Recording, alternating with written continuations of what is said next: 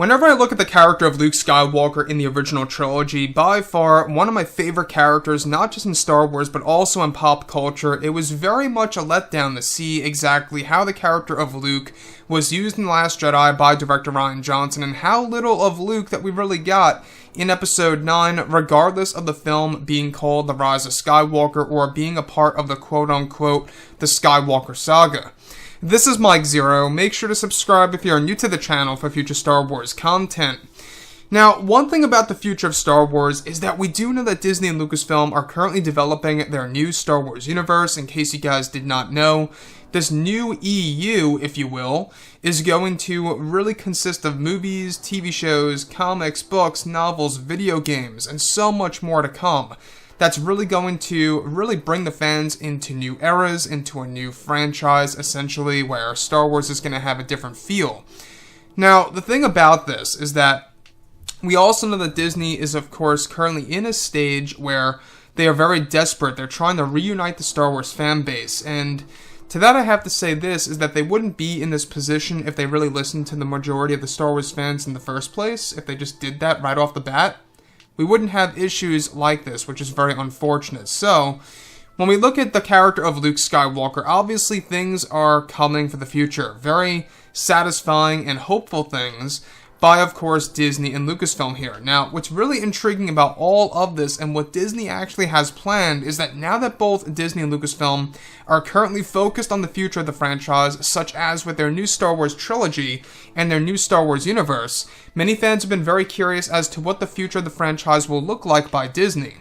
Now, it's explained that one of the big plans that Disney has is for Jon Favreau to have full creative control over how Luke Skywalker will be treated and utilized in the new Star Wars universe, where it's explained that what Jon Favreau will be doing with the new EU version of Luke Skywalker is by modeling him after this Star Wars Legends version. Now, it's known that Jon Favreau wants to make Luke Skywalker far more powerful than how Disney has portrayed him so far in movies and in some of the existing canon comics. It's noted that Disney wants Jon Favreau to implement a young Luke Skywalker into The Mandalorian Season 2 in order to show the fans exactly how powerful Luke Skywalker can really be by showing off brand new powers for the character, and that they are already planning a Mandalorian Season 3 to also include Luke Skywalker into the mix for that season as well.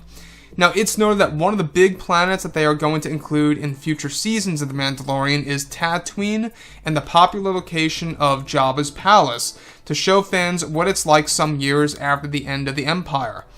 Now, Jon is said to have full creative control over how Luke will be utilized starting this March for comics, books, novels, and of course future TV shows and more, and that Jon is trying to place Luke somehow into the Rise of Skywalker sequel series, which will be in animated form. So, the thing about this is that we also have Dave Filoni and George Lucas working alongside Jon Favreau on all of this, which is great. But the thing that also really stands out to me here is that this screams desperation by Disney. It tells us that they really needed somebody like Jon Favreau to really hop on board here and to kind of bring the fans into a different direction, right? Now, of course, the movies are done. The movies are set in stone. There's no getting rid of the sequel trilogy films. For those of you who actually did not like them, that's fine. For those of you that did like them, that's fine as well. But the thing here is this. Everything related to Disney Plus and their new Star Wars Expanded Universe and all the new projects that are no longer going to have Kathleen Kennedy involved on a creative level, it is a light at the end of the tunnel. There's no denying that. It really is a light at the end of the tunnel. I think that a lot of problems with Star Wars really came from Kathleen Kennedy.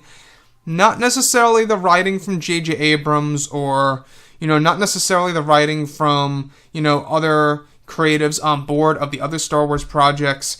It's just that Kathleen Kennedy would always have, creative input on how specific things should be done.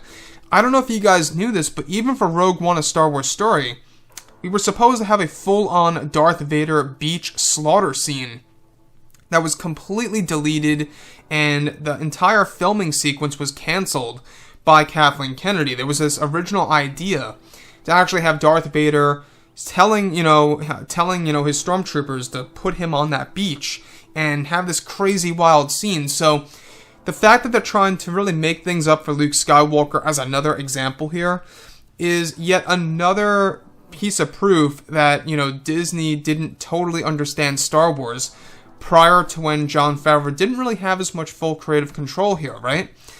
Jon Favreau is a visionary, let me tell you. I mean, he really is the next George Lucas, in my eyes at least. I really am pretty much on the same level with Bob Iger here. I really do see a lot of George in Jon Favreau. I don't know about you guys, but whenever I look at him, I see George Lucas. I see that creative, you know, that creativity within Jon Favreau. I really do. When I look at The Mandalorian, I see George Lucas's work.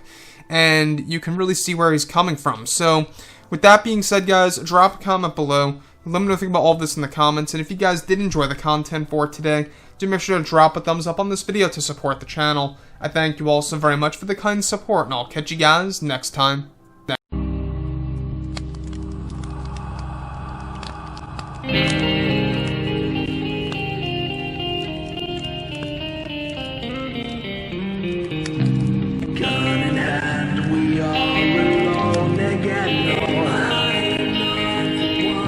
From night to morning.